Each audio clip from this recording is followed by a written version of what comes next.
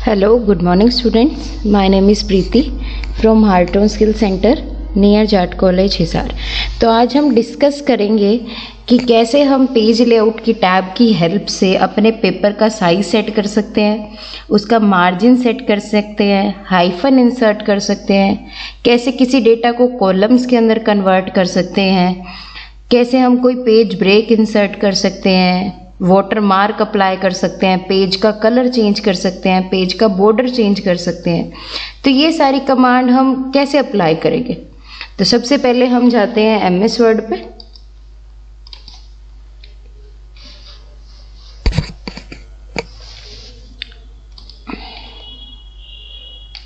ये MS word हमारा open हो गया है। अब इसके अंदर हम बात करते हैं, आगे काम करते हैं। पेज लेआउट पे गए हम। पेज लेआउट के अंदर स्टार्टिंग में जो ऑप्शंस आपको दिख रहे हैं, थीम्स, कलर, फॉन्ट, इफेक्ट्स, ये सारे वही ऑप्शंस है जो हम यहाँ से चेंज स्टाइल्स के थ्रू भी करते हैं। तो आप यहाँ से कर सकते हो और पेज लेआउट के अंदर स्टार्टिंग ऑप्शन की हेल्प से भी कर सकते हो। ठीक है, हम आगे मूव करते हैं मार्जिन्स पे। तो मार्जिन आपका क्या होता है? उस पेज का वो एक्स्ट्रा स्पेस होता है जिसके अंदर आप क्या करते हो, कोई भी एक्स्ट्रा काम दे सकते हो या फिर अपने लिखे हुए डेटा को अट्रैक्टिव बना सकते हो। जैसे आपकी नोटबुक होती है, नोटबुक के अंदर बीच में आप काम करते हो, लेफ्ट में, राइट में, टॉप में और बॉटम में एक्स्ट्रा स्पेस होता है।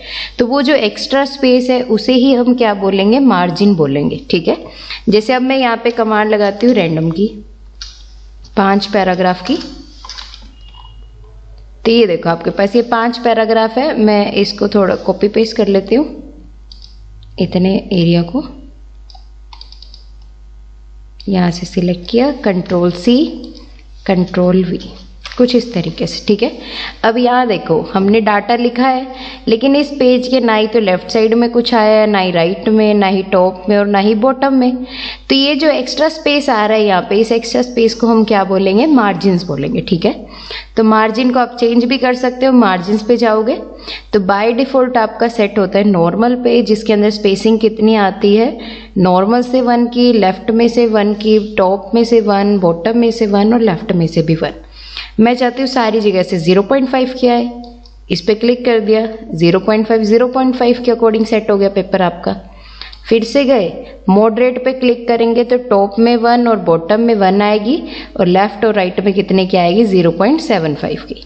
कर सकते हो बच्चों कुछ इस तरीके से। कंडीशन में ये देती हूँ कि टॉप में से 1 चाहिए, बॉटम में से 2 चाहिए, लेफ्ट में से 0.25 और राइट में से चाहिए हमें 0.75। तो वो कैसे करेंगे?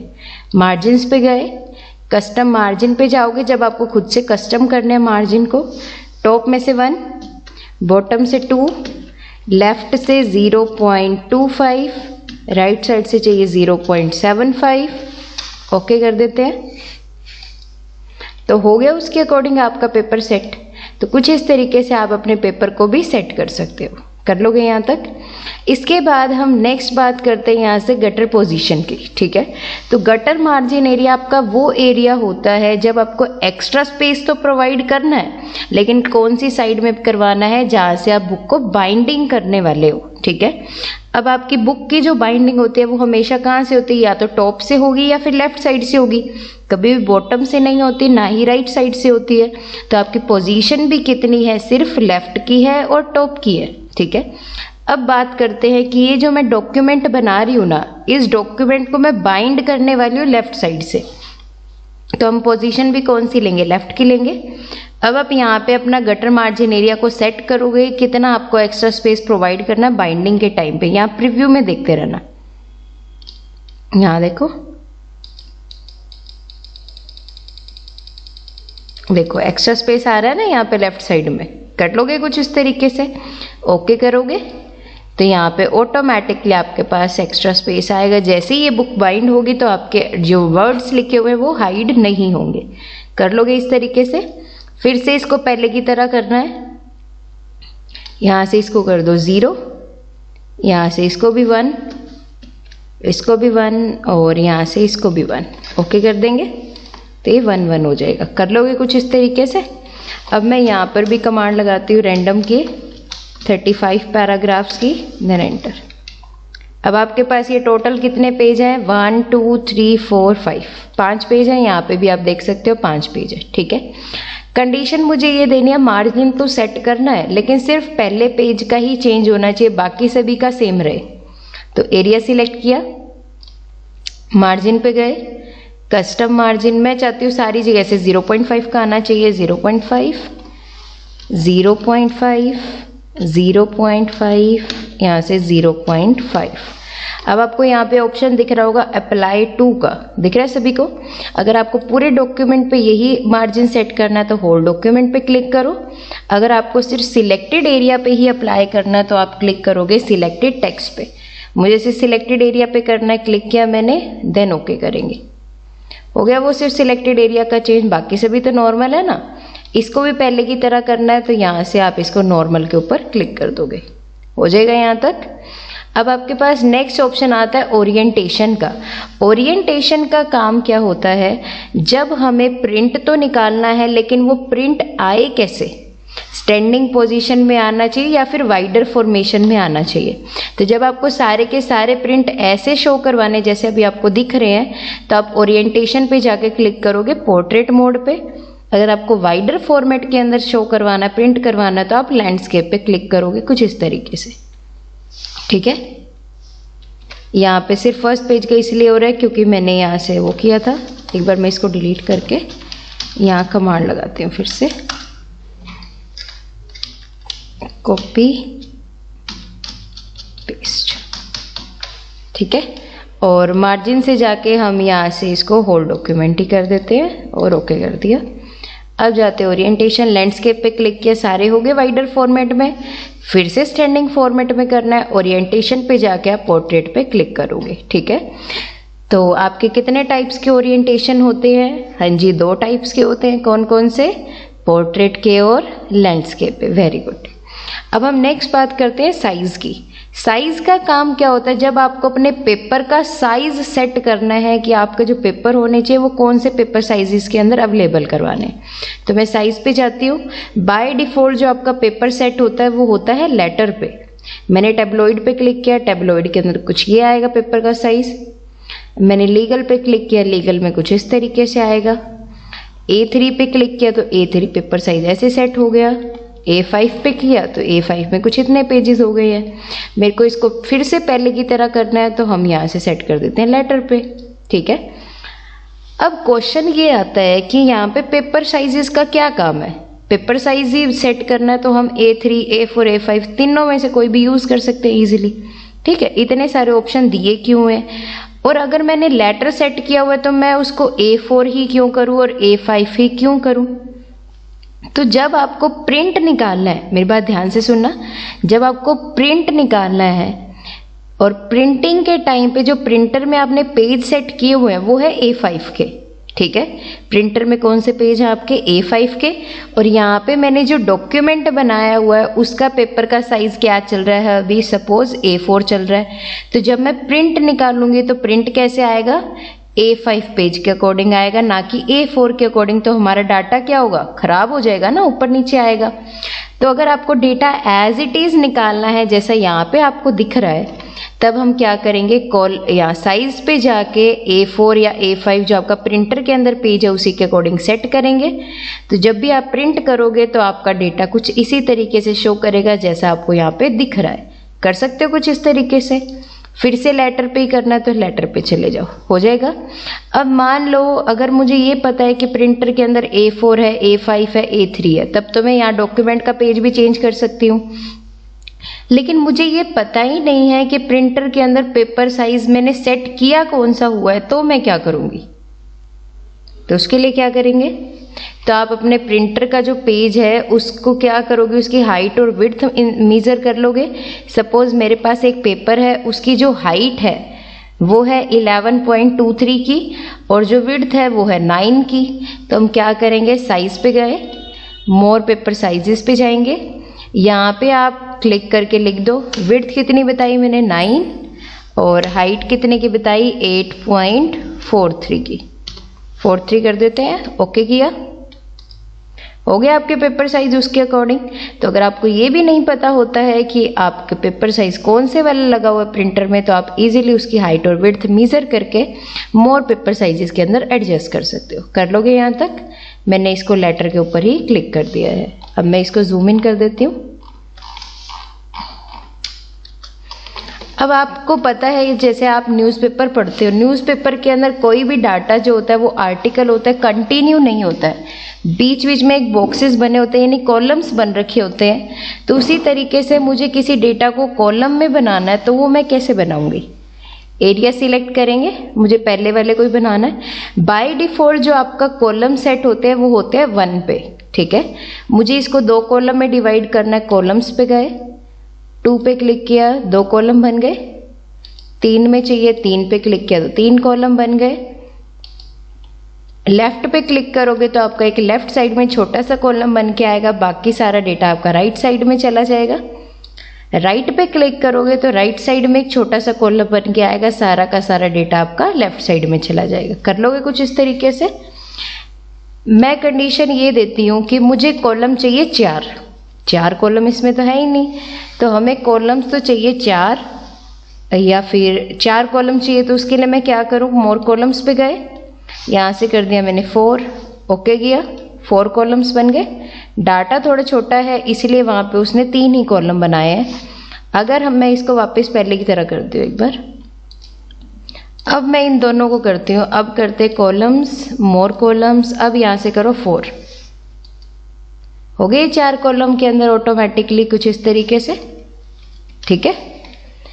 ऐसे मान लो मुझे इसको बनाने तो 2 ही कॉलम है, लेकिन इन दोनों कॉलम्स के बीच में मेरे को लाइन भी चाहिए।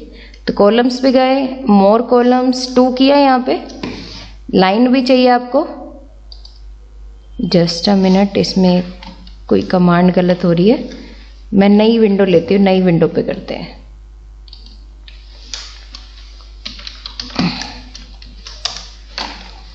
सिलेक्ट किया, इंसर्ट, पेज लेआउट पे कॉलम्स, मोर कॉलम्स, यहाँ पे किया हमने 2,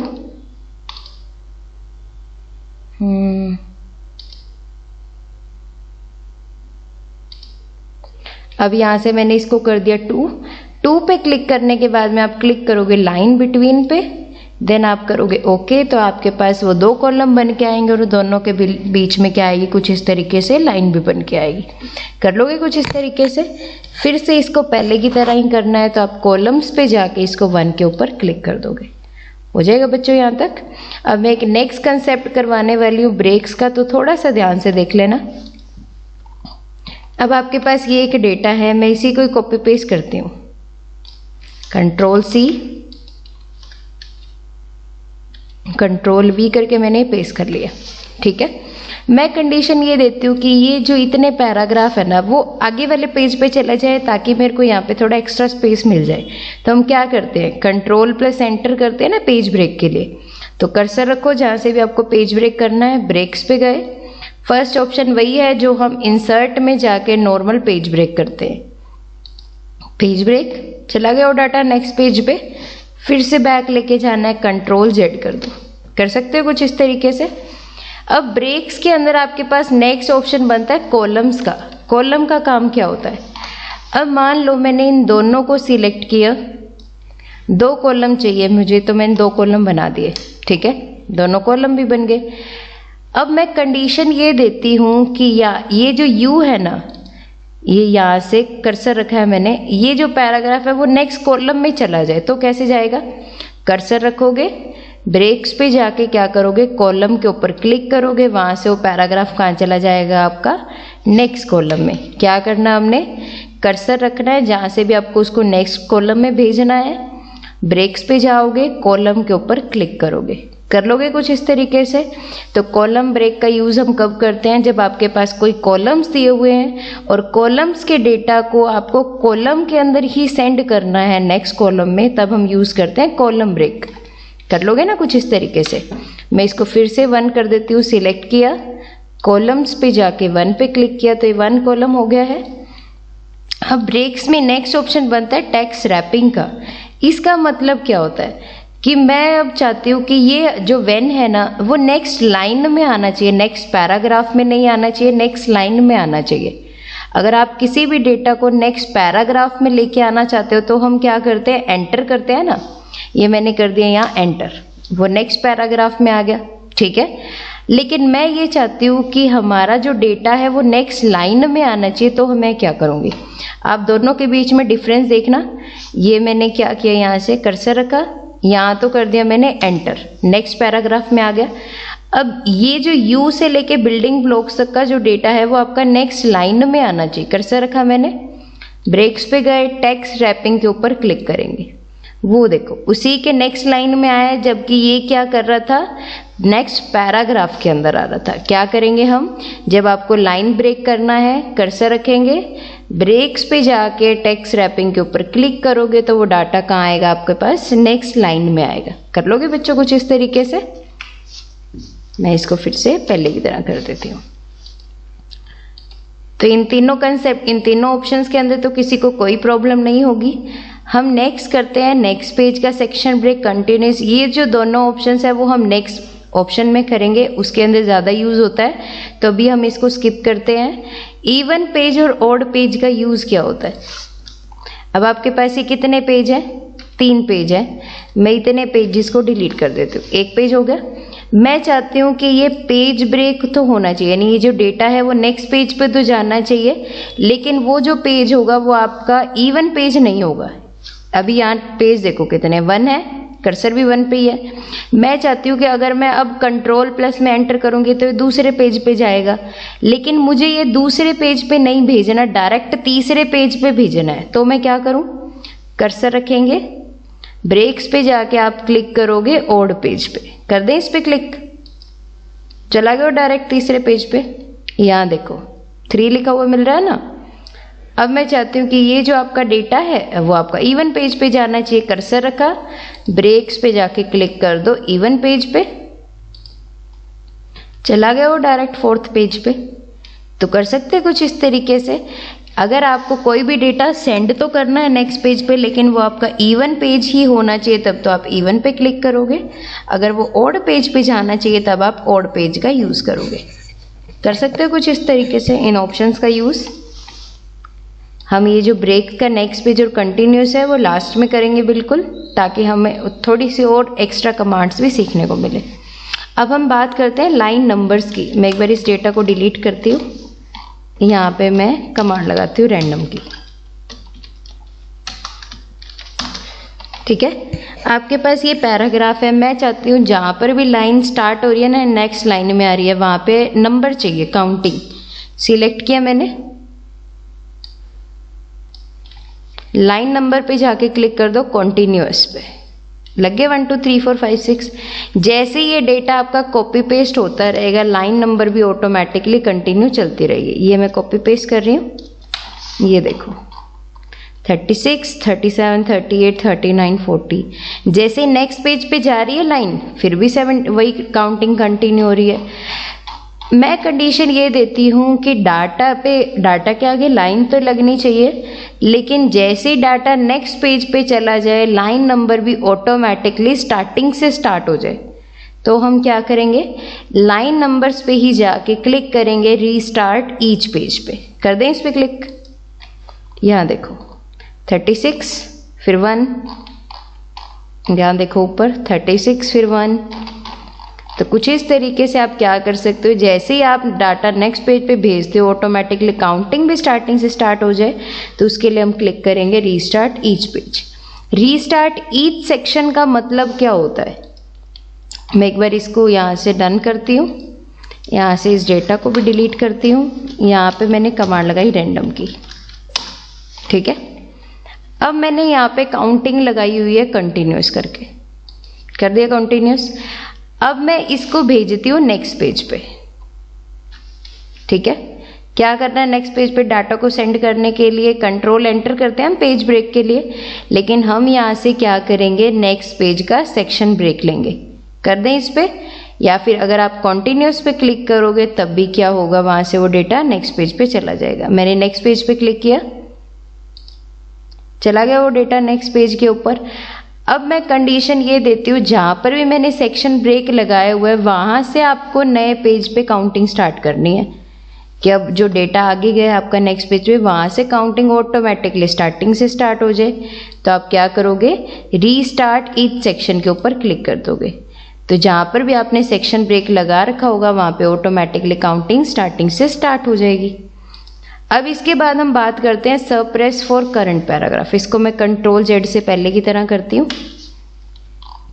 अब यहाँ पे मैं काउंटिंग लगाती हूँ, कंटिन्यूस पे जाके काउंटिंग लग गई। कंडीशन ये देनी है कि जो आपका ये सेकंड पैराग्राफ है इस पैराग्राफ के ऊपर काउंटिंग ना आए।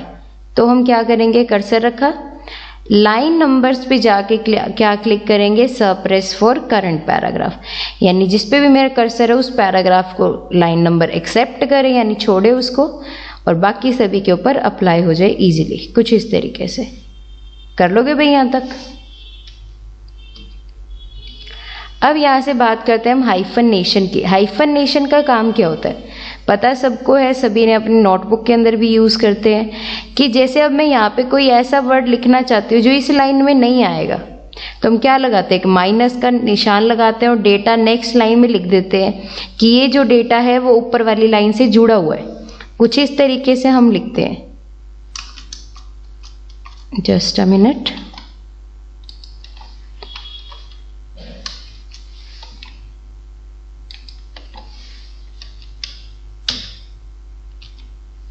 यहाँ पे माइनस का सिंबल लगा के फिर हम लिखते हैं ना नेक्स्ट लाइन में,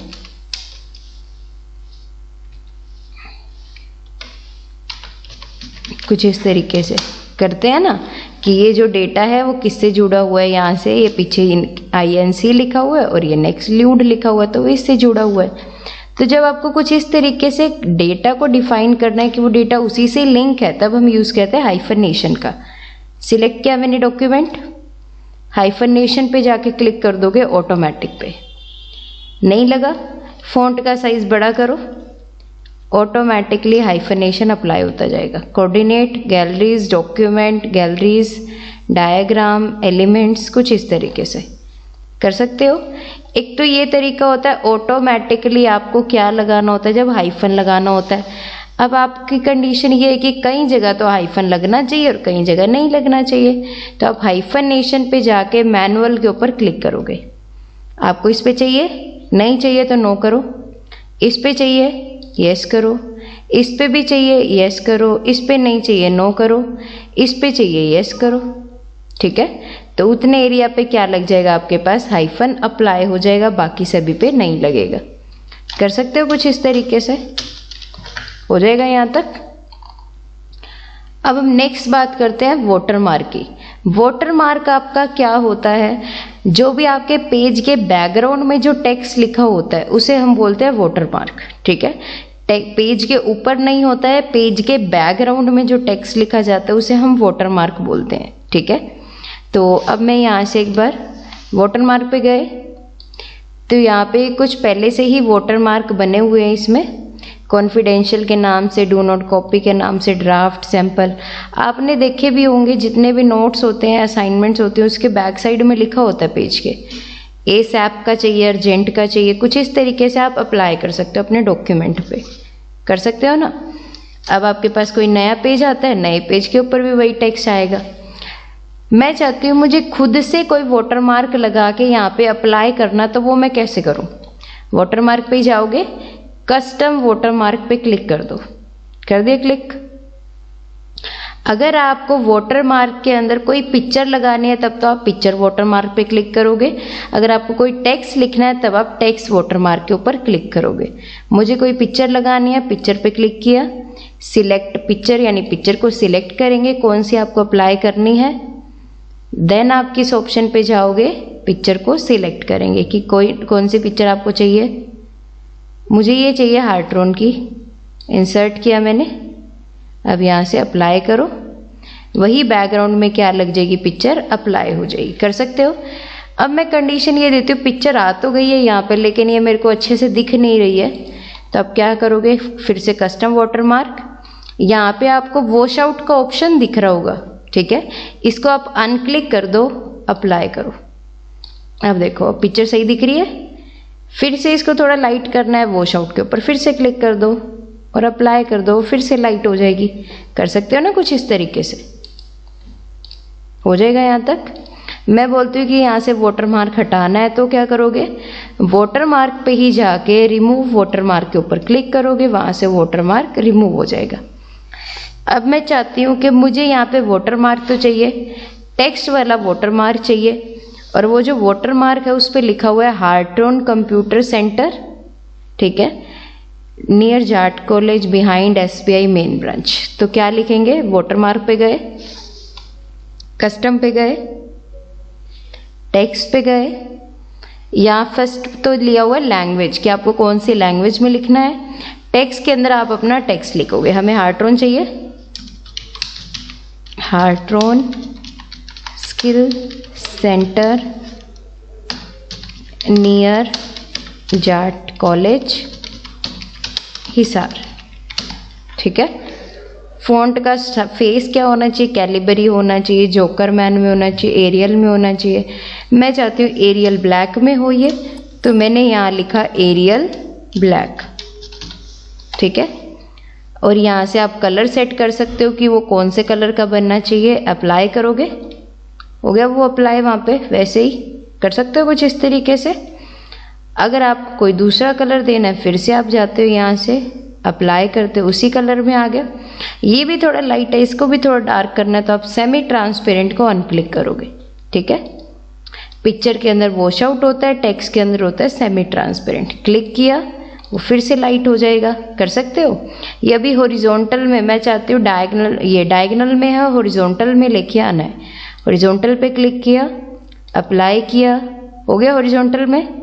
फिर से डायगोनल में रखना है, क्लिक किया, अप्लाई, देन क्लोज, कर सकते हो कुछ इस तरीके से। फिर से यहाँ से ये वाटर मार्क हटाना है तो आप रिमूव वाटर मार्क के ऊपर क्लिक कर सकते हो जाएगा। अब मैं चाहती हूँ कि मैं जब भी कोई भी डॉक्यूमेंट लिखूँ ना, उस पेज का जो कलर है वो कोई दूसरा चाहिए हमें, तो हम पेज कलर पे जाएंगे। यहाँ से जाके आप वो पेज कलर सेट कर सकते हो जो भी आपको चाहिए, कर सकते हो। आप पेज कलर के थ्रू भी वाटर मार्क को शो करवा सकते हो इजीली, कुछ इस तरीके से, ठीक है, हो जाएगा। मैं चाहती हूँ कि अब यहाँ पे आप सिर्फ एक ही कलर का यूज कर सकते हो। मैं चाहती हूँ एक ही डॉक्यूमेंट के अंदर दो कलर का यूज करके हम कोई कलर बनाए।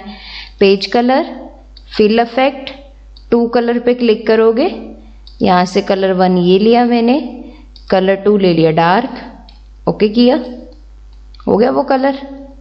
फिर से जाते हैं फिल इफेक्ट्स, यहाँ से मैंने कलर लिया ग्रीन, यहाँ से मैंने कलर लिया ब्लू, ये वाला कलर ले लेते हैं डार्क में, ओके किया, तो कुछ इस तरीके से सेट हो जाएगा, कर लोगे ना। एक इसके अंदर ऑप्शन होता है फिल इफेक्ट में प्रीसेट का। प्रीसेट में ये ऑलरेडी कलर बने हुए हैं, जैसे अर्ली सनसेट के अंदर ये कलर आएगा, लेट में ये आएगा, नाइटफॉल में ये कलर आएगा आपके पास ब्लू और ब्लैक। क्लिक करते हैं तो वही कलर वहाँ पे इजीली अप्लाई हो जाएगा। फिर से जाते हैं पेज कलर, फिल इफेक्ट, मैंने यहाँ से क्लिक किया डे ब्रेक पे, डे ब्रेक में ये कलर आएगा, होरिजन में कुछ इस तरीके से, डेजर्ट में कुछ ये कलर आएगा, ओके करते हैं, वही कलर वहाँ पे इजीली अप्लाई हो जाएगा। अब आप यहाँ पे जब भी काम करोगे तब उसके अंदर भी क्या होगा, कुछ इसी तरीके से आप काम कर सकते हो, कर सकते हो ना, कुछ इस तरीके से हो जाएगा भाई। फिर से पेज कलर हटाना है, पेज कलर पे जाके नो कलर के ऊपर क्लिक कर दोगे, वहाँ से वो कलर हट जाएगा। मैं चाहती हूँ कि पेज कलर तो अप्लाई ना हो, सिर्फ एक बॉर्डर अप्लाई होना चाहिए, तो वो कैसे करेंगे, पेज बॉर्डर पे गए, यहाँ से आप बॉक्स पे क्लिक करोगे, ओके किया, बॉक्स बन के आ गया यहाँ पे साइड में, यहाँ देखते जाना ध्यान से, ये कुछ इस तरीके से। मैं चाहती हूँ अभी यहाँ पे बॉर्डर की लाइन तो बिल्कुल सीधी आ रही है, कोई डॉटेड में चाहिए, डैश में चाहिए, तो आप यहाँ से वो लाइन चूज कर लो और ओके कर दो, वही बॉर्डर की लाइन वहाँ पे अप्लाई हो जाएगी। बॉर्डर की लाइन थोड़ी पतली है, पेज बॉर्डर पे गए, यहाँ से मैं इसकी विड्थ चेंज करती हूँ, कलर भी आप इजीली चेंज कर सकते हो, देन ओके करो, हो जाएगा। शेडो में चाहिए पेज बॉर्डर, शेडो पे क्लिक किया मैंने, ओके किया। यहाँ देखना लेफ्ट साइड, राइट साइड में और बॉटम साइड में आपको एक ब्लैक शेडो दिख रही होगी, ठीक है, तो कुछ इस तरीके से आप अप्लाई करो। कोई आर्ट में अप्लाई करना है, पेज बॉर्डर के अंदर ही आर्ट पे जाओगे, चूज़ करो, ओके करो, वही आर्ट कुछ इस तरीके से अप्लाई हो जाएगा आपके पास। फिर से गए पेज बॉर्डर, आर्ट पे ही जाते हैं, यहाँ से मैंने ये लिया, देन ओके किया, तो कुछ इस तरीके से अप्लाई हो गया है। कर लोगे ना कुछ इस तरीके से, ठीक है। अब मैंने तुम्हें करवाया था कल, नेक्स्ट हम कल कर रहे थे हेडर और फुटर, ठीक है। अब मैं बात करती हूँ कि मेरे पास टोटल 5 पेज है, पांचों पेज पे हमें अलग अलग हेडर और फुटर चाहिए, ठीक है। तो अगर आपको हर पेज पे अलग अलग हेडर, फुटर, और अगर आपको अप्लाई करना है वहाँ से वाटरमार्क, पेज बॉर्डर, तो आपका जो पहला स्टेप होगा, फर्स्ट पेज तो आप बाय डिफ़ॉल्ट ही लेके आओगे जो होता है। नेक्स्ट पेज आप जब भी लेके आओगे तो पेज लेआउट के अंदर ब्रेक्स में जाके नेक्स्ट पेज के सेक्शन ब्रेक के थ्रू लेके आओगे। 2 पेज ब्रेक्स पे गए, नेक्स्ट पेज का सेक्शन ब्रेक 3 पेज, फिर से नेक्स्ट पेज का सेक्शन ब्रेक 4 पेज, फिर से नेक्स्ट पेज का section break 5 page.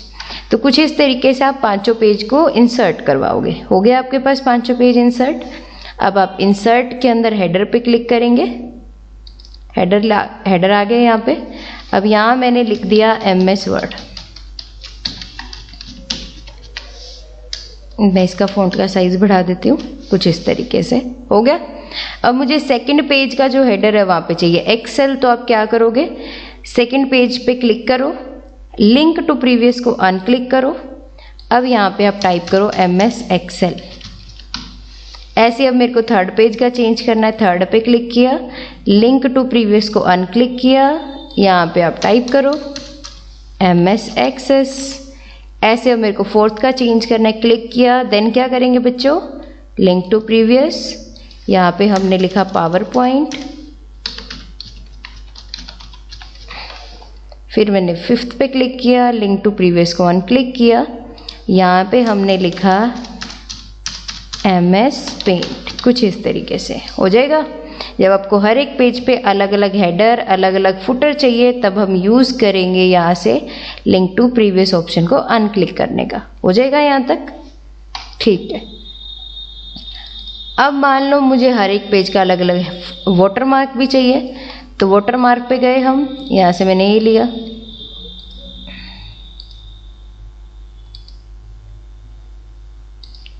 Just a minute, यहाँ से ये देखो जिस पे क्लिक कर रहे हैं उसके ऊपर वही वाला अप्लाई हो रहा है। ये देखो, जैसे अब मैं इस पे ड्राफ्ट करती हूँ तो ड्राफ्ट आ गया, बाकी सभी पे से तो हट गया।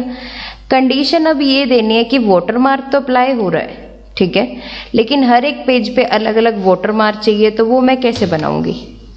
तो अब क्या करोगे, फर्स्ट पेज आ गया, इंसर्ट पे गए, सॉरी पेज लेआउट पे गए, ब्रेक्स पे गए, नेक्स्ट पेज का सेक्शन ब्रेक 2 पेज, ब्रेक्स पे गए, नेक्स्ट पेज का सेक्शन ब्रेक 3 पेज हो गए। वाटरमार्क पे जाके एक बार आप कोई भी वाटरमार्क अप्लाई कर दो। मैंने कर दिया, तीनों पे सेम आ गया। मुझे सेकंड वाले पे वाटरमार्क अलग चाहिए, तो मैं क्या करूं, सबसे पहले आप इस वाटरमार्क को सिलेक्ट करोगे, तो सिलेक्ट सिर्फ ये एक ही कंडीशन पे हो सकता है, जब आप क्या करते हो, हेडर को एक्टिवेट करते हो। इंसर्ट पे गए, हेडर पे गए, यहाँ से हेडर अप्लाई कर दिया मैंने, हो गया। अब सेकंड पेज का आपको चेंज करना है। सेकंड पेज के इस डू नॉट कॉपी के ऊपर कर्सर देखो, 4 हेड एरो आ रही है, क्लिक किया मैंने, लिंक टू प्रीवियस को कर दो अनक्लिक, कर दिया। फिर से इसी पे क्लिक किया, फॉर्मेट पे जाओगे, एडिट टेक्स्ट पे जाओगे, यहाँ पे आप लिख दो कंप्यूटर का चाहिए मुझे, ओके किया, कंप्यूटर आ गया। ऐसे अब थर्ड का चेंज करना है, थर्ड पे क्लिक किया, इस वाटरमार्क के ऊपर क्लिक किया, लिंक टू प्रीवियस को अनक्लिक करेंगे, फिर से इसी को सिलेक्ट करो, फॉर्मेट पे गए, एडिट टेक्स्ट पे जाएंगे और यहाँ पे हमने लिख दिया MS वर्ड। कुछ इस तरीके से ओके किया, कर लोगे बच्चों कुछ इस तरीके से। तो जब आपको हर एक पेज का अलग अलग वाटरमार्क चाहिए या फिर हेडर या फुटर चाहिए, तब आप हमेशा कैसे लेके आओगे नेक्स्ट पेज को, पेज लेआउट में ब्रेक्स पे जाके नेक्स्ट पेज के सेक्शन ब्रेक की हेल्प से।